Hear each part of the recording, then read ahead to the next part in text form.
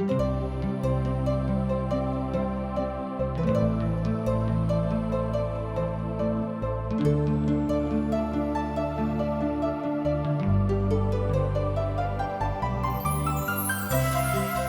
हार्दिक स्वागत कर रहल छी TWR इंडिया के द्वारा प्रस्तुत आशक इजोत कार्यक्रम में। यह एकटा सिलसिलेवार रूप से बाइबल के अध्ययन अछि।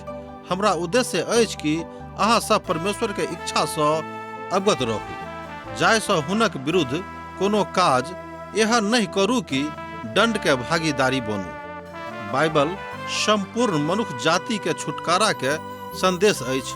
कृपया देखू आ सुनू, जाय सो परमेश्वर अहाँ के जीवन जिंदगी के राह ठहरे। आशा के इजोत मैथिली कार्यक्रम में हम एक बेर और अहाँ के अभिनंदन प्रभु यीशु मसीह के मीठ आ पवित्र नाम से कह रहल छी। हमरा सब अखन भजनक पोथी के अध्ययन कर रहल छी, जे परमेश्वर के महानतम वाचा के महानतम प्रेम के हमरा सबहक लेल अभिव्यक्त करैत अछि। जेना कि हमरा सब आरंभे से देख रहल छी कि भजन में अर्थात भजनक पोथी में प्रभु यीशु मसीह आरंभ से ल क अंतिम धरि वह विषय वस्तु थिकाहा, मुदा हुनका विषय में हमरा लोकन और गहराई के साथ तरह तरह के रूप में हुनका देखैत छिन। हमरा सब बड़ उत्तेजना के साथ बड़ ऊंचाई पर चढ़ रहलो हैं। पहिल दू मसीह पर आधारित अछि, अर्थात पहिल दूटा जे वचन एवं हमरा लोकन देखैत छी ए मसीह पर आधारित अर्थात यीशु पर आधारित भजन अछि। ए भजनक ऊपर अर्थात भजन 2 आ भजन 8 आ सार्वभौमिक रूपे ओहि बातक बताबैत अछि जतऽ मसीह आधार छथि। और अब हमरा सब दोसर दिशा के दिस घूम कऽ आबि रहलहुँ हैं। 7 भजन एहन भजन अछि जे भविष्यवाणी के संबंध में कथा करैत अछि। हमरा सब यहूदी लोकक दुखक विषय में सेहो अनुभव करब और पाप से भरल लोकक विषय में एहिमे अध्ययन सेहो करब।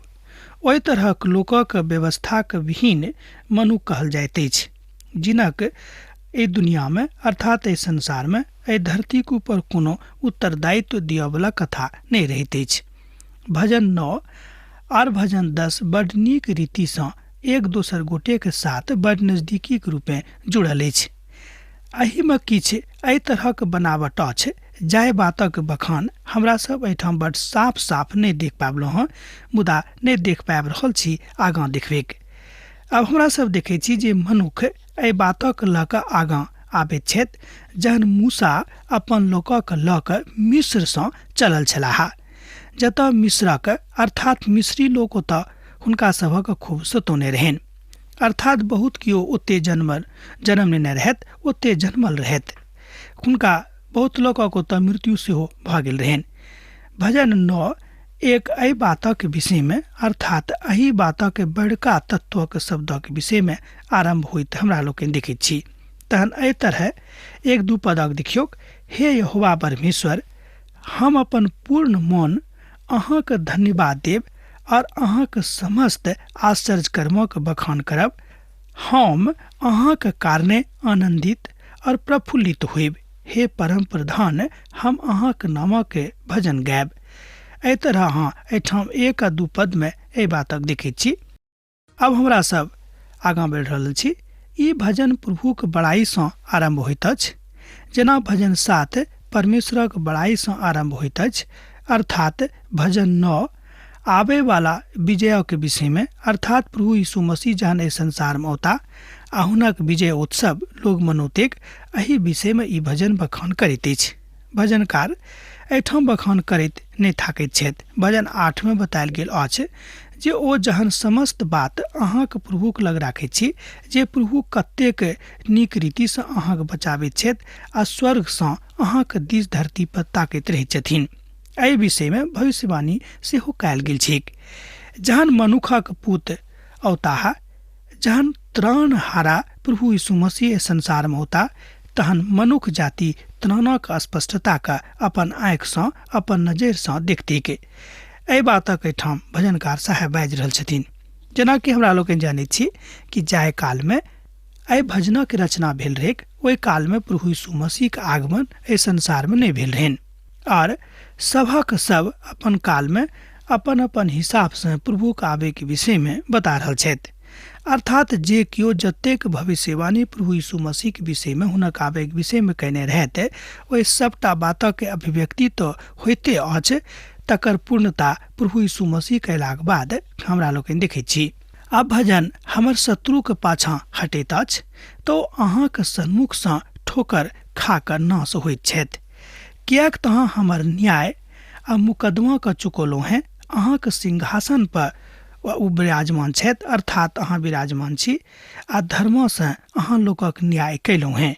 एहि बातक अहाँ 3 आ 4 पद में देख सकैत छी। एक पुनः बात आबे तेज घुरि कऽ जे हमरा सब घुरि कऽ वही बातक दिस आबि रहल छी। कतऽ भजन 8 दिस, जतऽ ईश्वरवादी राजा के विषय में बखान कयल गेल छै कि जे कियो ईश्वरवादी छथि राजा हुनक मन बड़ शांत रहैत छनि। अर्थात लूकाक रचल सुसमाचार में सेहो एहि बातक बतायल गेल अछि। एहि रीति सँ हमरा लोकनि देखैत छी कि प्रभु के साथ असगरे रहनाइ अत्यधिक मानवीय मनुखक वृत्ति के विषय में बताबैत अछि। अर्थात मानवीयता के विषय में मनुखक वृत्ति के विषय में बताबैत अछि। किएक तऽ हमरा सभक जे वृत्ति अछि, हमरा सब बहुत बेर अनेरे एम्हर उम्हर भटकैत छी, जहन दुनिया के झकझकौआ दुनिया के चकचकौआ बातक हमरा लोकनि देखैत छी तहन भरमाबैत छी आ शैतान हमरा सबके प्रभु सँ फरक कऽ दैत छथि। एहिठाम हमरा लोकनि दोसरा के भटकावे वाला बनैत छी आ दोसरो के प्रभु के बाट में आबे से रोकैत छी।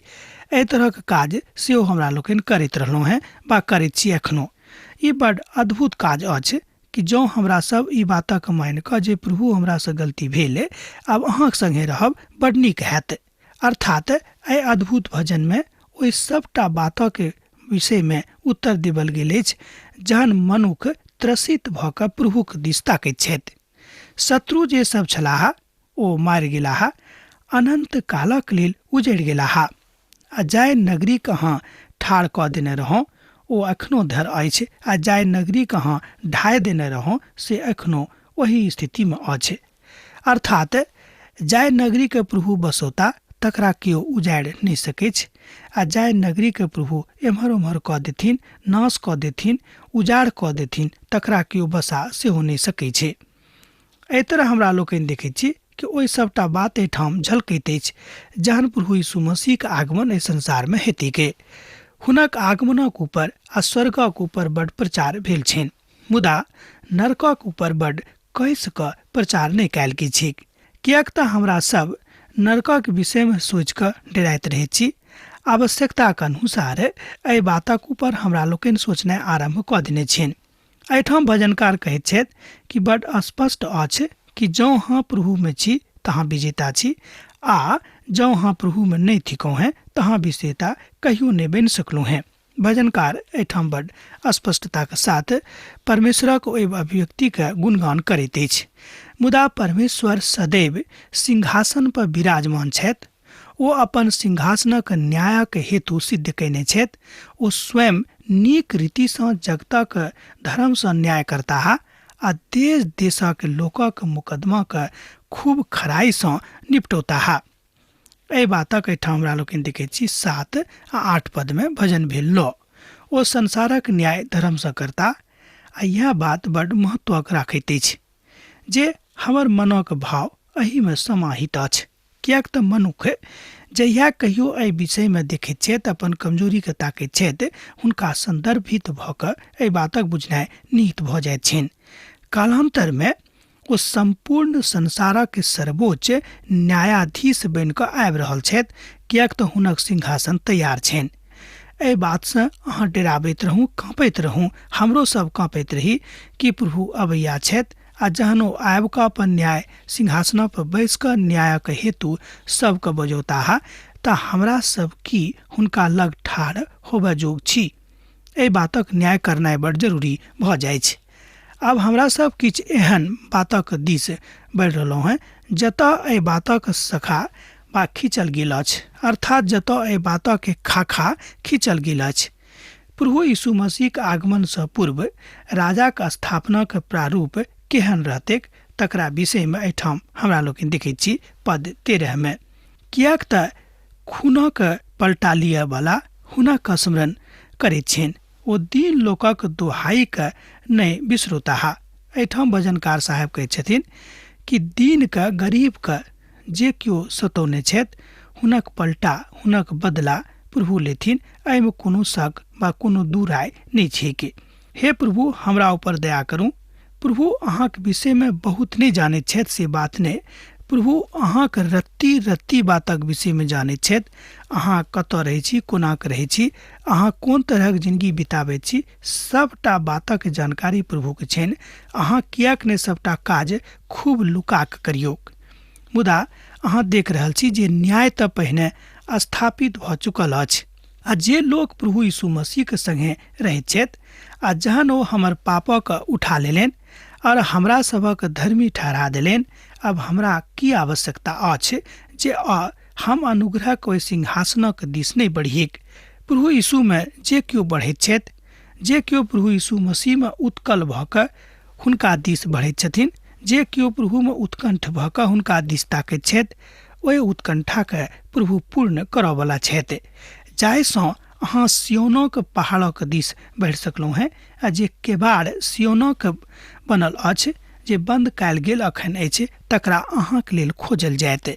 किएक तऽ एहि केबाड़क एहि द्वारा बनाबले गेल रहै कि अहाँके लेल खोजल जायके।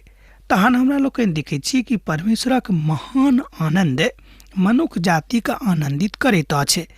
तहन एहि बातक अनुभूति के कारणे अहाँ कतेक काल धरि परमेश्वरक विस्मृति में जाइत छी, हुनका कतेक बेर अहाँ बिसराबैत छी, तकर हिसाब किताब अहाँ कऽ कऽ देखियौगे। जँ एहि तरहक पराकाष्ठा पर अहाँ चलि रहलहुँ हैं, तहन अहाँके न्याय जरूर हैत, एहिमे कोनो संदेह नहि थिक। आ दोसर जातिक लोग सब जे गढ़क खोदने रहत ओहिमे स्वयं खसि पड़ता, आ जे जाल ओ लगौने रहत ओही में पुनः हुनके पैर फंस जेतनि। एहि बातक अहाँ देखैत छी 15 पद में, अध्याय भेल 19। अर्थात जँ अहाँ दोसराके लेल गड्ढा खोदि कऽ राखलहुँ हैं तऽ ओहिमे अहीं खसब, एहिमे कोनो संदेह नहि। जँ अहाँ दोसराके लेल हानि कऽ रहलहुँ हैं तऽ ओहिमे अहीं फंसि जायब, किएक तऽ एहि तरहक अहाँके वृत्ति भऽ गेल अछि। हमरा सब जहन प्रभुके नहि जानैत छी, हमरा सब जाबे धरि यीशु मसीह के प्रेमक नहीं सीखैत छी, तऽ एहि तरहक वृत्ति हमरा सभक मोन में रहैत अछि कि हम सबके खाली खराबे कऽ दियनि। यहोवा अपन आप के प्रकट कयने छथि, ओ न्याय कयने छथि, दुष्ट अपने कैल काज में फंस जाइत अछि। एहि बातक अहाँ पद 16 में देखैत छी कि यहोवा अपना आप का प्रकट कयने छथि, ओ न्याय कयने छथि, दुष्ट लोग अपने कैल गेल काज में फंस जाइत छथि। पद 16 अध्याय भेल 9। ई तऽ बड़ आनंदक भजन अछि। वाह, कतेक नीक अछि कि परमेश्वर अहाँके अतेक नीक रीतिसँ अतेक नीक कालसँ बजाबैत छथि। दुष्ट सब अधलोक में घुरेलाह, बा ओ सहस्र जाति सब जे केओ परमेश्वरक बिसरा देने रहत, ओ न्याय करबाक लेल ओतऽ सिंहासन पर बैसल छथि। कराह आबैत छनि जे दुष्ट सब सेहो अपन अपन काजक कारणे अधलोक में घुरेताह, आ जे राष्ट्र प्रभु के बिसरा देने छथि हुनको अवस्था बड़ खराब भऽ जेतनि। एहिठाम राष्ट्रसँ मतलब अछि मनुष्य जाति के झुंडसँ। मान लियो मनुष्य जाति जो परमेश्वर के बिसरा देने छै तऽ हुनका एही रीतिसँ एहि बातक ओहिठाम भोगऽ पड़तनि, एहिमे संदेह नहि थिक। किएक तऽ इब्रानी भाषा में एहि बातक प्रयोग एही रीतिसँ कयल गेल छै, तैं एहिठाम राष्ट्र शब्द आबैत अछि। बहुत लोग एहि बातक अर्थ का अनर्थ लगा दैत छथिन, से अहाँ नहि करबै। किएक तऽ दरिद्र लोक अनंत काल धरि बिलख कऽ नहि रहता, और नहीं तऽ नम्र लोक आशा सर्वदा नाश भऽ जेतनि। अर्थात जे केओ नम्र लोक छथि हुनक आशा सर्वदा के लेल नाश नहीं होइतेक। एहि बातक अहाँ एहिठाम देख सकलहुँ हँ पद 18 में। अर्थात जरूरतमंद लोग सर्वदा तकलीफ में नहीं रहता, जेना कि वो अपन बातक अपना बताबे में इच्छा रखैत छथि। अर्थात गरीबक जे बात छनि, जे हुनका लग गरीबी छनि, से सब कालक लेल नहीं रहतेक। किएक तऽ प्रभु जानैत छथि कि अहाँके अवस्था केहन अछि और अहाँ कतऽ ठाढ़ छी। मुदा मात्र परमेश्वर एहि बातक संभव कऽ सकैत छथि। मात्र परमेश्वर एहि बातक संभव कऽ सकैत छथि और दोसर केओ नहि। जागू हे परमेश्वर मनुखक प्रबल नहीं भ जइयो। जाति के न्याय अहाँ के सन्मुख में कैल जीतिक। ए बातक अहाँ 19 पद में ठाम देखे छी। जँ अहाँ लग पवित्र पोथी अछि बाइबिल तऽ हमरा संगे अहूँ देखियौक। ओ कहै छथि कि जागू हे परमेश्वर मनुखक प्रबल नहीं भ दियौक, अर्थात जाति के न्याय अहाँ के सन्मुख में कैल जीतिक। एहि तरह हमरा लोकनि देखै छी कि एहन केओ नहीं छथि जिनक न्याय नहीं हेतैक। तैं एहिठाम जाति शब्दक आनल गेल छै। एहि शब्दक अहाँ आर कतौ अन्यथा में नहीं लेबेक। मत्तीक रचल सुसमाचार तकर 25 अध्याय आ 31 पद सँ लऽ कऽ 46 पद में एही बातक ऊपर वृत्तांत मिलैत अछि। जाय पोथीक अध्ययन हमरा लोकनि समाप्त कऽ चुकलहुँ हैं और मत्तीक रचल सुसमाचार तकर 25 अध्याय आ तकर 32 पद में सेहो एहि बातक बड़ स्पष्टता के साथ बतायल गेल छै। हे परमेश्वर हुनका भय दियौ, जाति सब अपना आप का अपन आज्ञा के अनुसार अर्थात अहाँ के आज्ञा के अनुसार आगाँ बढ़ाबे के। एहि तरह के मनोवृत्ति एहिठाम हमरा लोकनि देखै छी जे दाऊद भजनकार कहैत छथि कि हम प्रभु अहाँ के विनीत भऽ कऽ अपन विनीत स्वभाव में आबि कऽ जे अहाँ हमरा देलहुँ हैं अहाँ के सन्मुख में आबै छी, जाहिसँ कोनो प्रकारक घमंड, कोनो प्रकारक ज्ञानक घमंड, कोनो प्रकारक और बातक घमंड हमरा जिंदगी में नहीं रहेक। कियाक तऽ बहुत बेर जहन हम घमंड में आबै छी तऽ हम लोक के दूसरा के किछ न किछ बजनाइ आरंभ कऽ दै छियनि। यह बात भजन 9 में मुख्य वस्तु बन के आबैत अछि, अर्थात मुख्य विषय वस्तु बन के आबैत अछि। भजन 10 के अलग करैत अछि। अब देखल जायत जे कोना के दुष्ट लोकक संगे एहि बातक बतायल जाइत अछि। हे यहोवा अहाँ कियाक दूर रहैत छी, संकटक काल में कियाक लुकायल रहैत छी।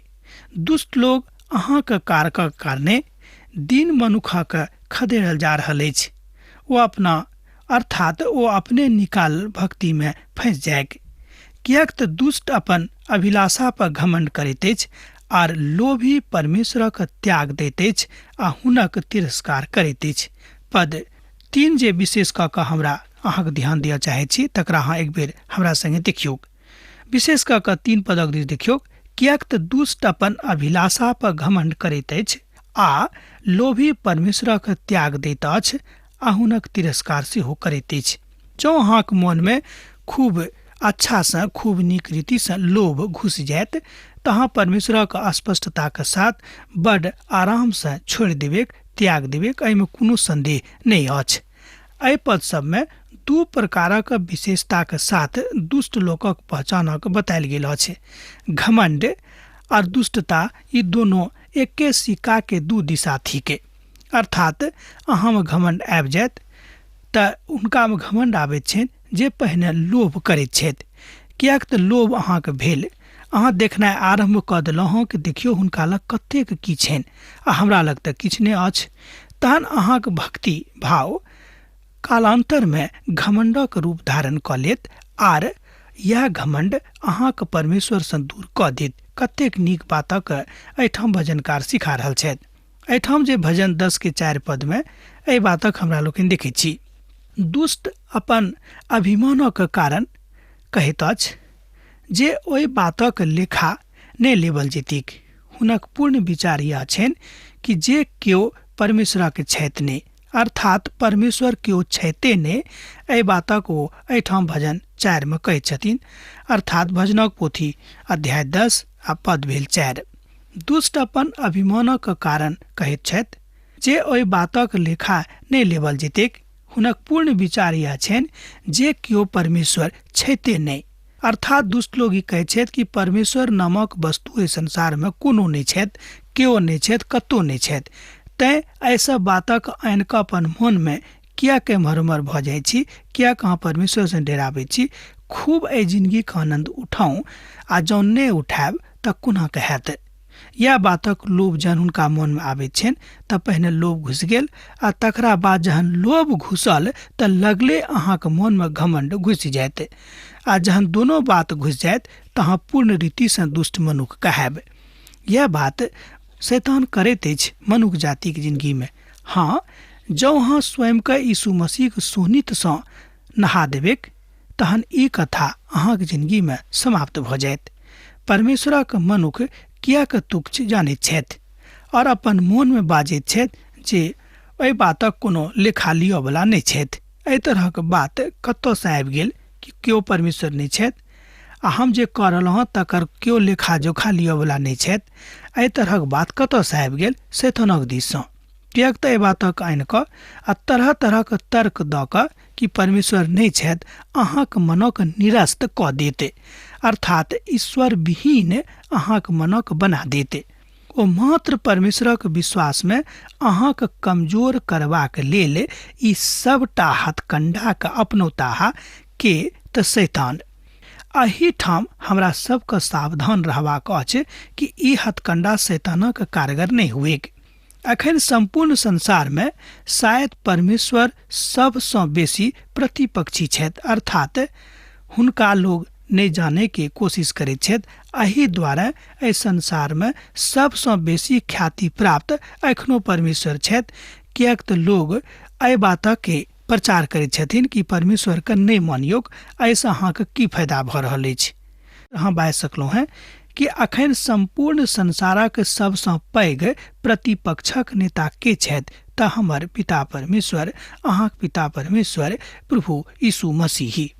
अर्थात लोग तरह तरह के वचन दऽ कऽ, तरह तरह के भेद बता कऽ, तरह तरह के युक्ति दऽ कऽ, तरह तरह के पहचान दऽ कऽ, तरह तरह के सलाह दऽ कऽ आ तरह तरह के उदाहरण दऽ कऽ अहाँके स्पष्ट कऽ देत कि संसार में केओ कतौ कोनो स्वरूप में परमेश्वर छथि नहि। जहन ई बात अहाँके मन में घुसि गेल तकरा बाद अहाँके मन में घमंड आबि जायत। पहिने तऽ लोभ आ तकरा बाद में घमंड, आ यह मनुख के खसा दैत अछि।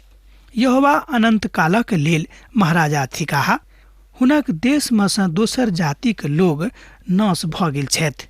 हे यहोवा, अहाँ नम्र लोकक अभिलाषा के सुनलहुँ हैं।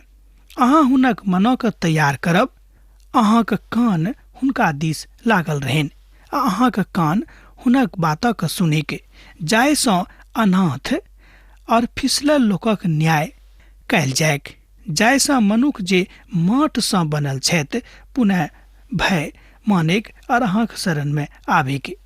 एहि बातक एही तरहक अभिव्यक्ति के, एही भाव के एहिठाम भजनकार अर्थात भजन 10 के 16 पद से लऽ कऽ 18 पद में बतौने छथि। जँ अहाँक लग पवित्र पोथी बाइबिल अछि तऽ अहाँ देखियौक। एहि तरह हमरा लोकनि देखैत छी कि धरती परहक भौतिकवादी लोग, ध्यान दियौक कि एहि धरती परहक भौतिकवादी लोग मसीह विरोधी छथि, अर्थात ईश्वर विरोधी छथि। ओ ईश्वर के नहि मानैत छथि। हुनका अहाँ नास्तिक बाजि सकलहुँ हैं, किएक तो परमेश्वर के कोनो स्वरूपक मानबाक लेल तैयार नहि छथिन। भऽ सकैछ कि भाषा विवाद में बहुत तरहक बात आबैत होइत, मुदा लोग एहि रीतिसँ परमेश्वर के प्रतिपक्ष में चलि जाइत छथि। तहन हमरा लोकनि देखैत छी कि जे मनुख छथि हुनका विषय में एहि तरहक कथाक एहिठाम समागम कयल गेल अछि। जँ अहाँक लग पवित्र पोथी बाइबिल अछि तऽ हमरा संगे अहूँ देखियौक। ओ एहि रीतिसँ कहैत छैक कि यहोवा अनंत कालक लेल महाराजा थिकाह, हुनक देश में सँ दोसर जातिक लोग नाश भऽ गेल छथि। हे यहोवा, अहाँ नम्र लोकक अभिलाषा के सुनलहुँ हैं।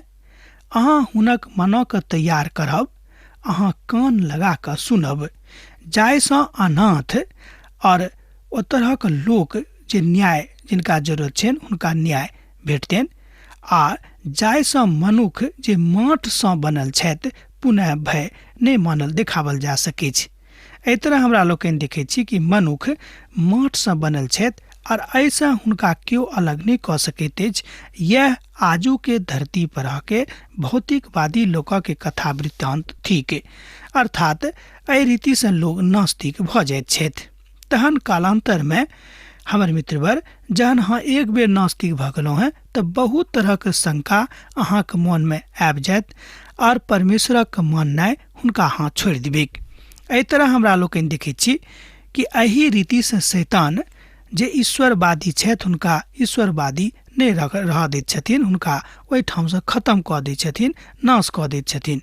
तहन एहि बातक एहिठाम पवित्र पोथी बाइबिल कहैत अछि कि अहाँ सावधान रहू, अहाँ एम्हर उम्हर नहीं जाऊ। अब एहि तरह हमरा लोकनि देखैत छी कि परमेश्वरक मनुख किएक तुच्छ जानैत छथि और अपन मन में बाजैत छथि जे अलेखा हमर के नहीं लेता, अर्थात हमर लेखा जोखा केओ नहीं लेता है। अब आजुक अध्ययन हमरा एही ठाम समाप्त करबाक आज्ञा दिया। अहाँ से पुनः भेंट होइत, जँ प्रभु यीशु मसीह की इच्छा हेतै अहाँ पाती लिखैत रहब, हमरा बिसरायब नहीं। प्रभु यीशु मसीह के नेह अहाँ के जिंदगी में बनल रहे। आमीन। हमर विश्वास अछि कि ई कार्यक्रम अहाँ के लेल लाभदायक सिद्ध अछि। हम चाहै छी कि अहाँ अपन आशीषक के हमरा संग साझा करू।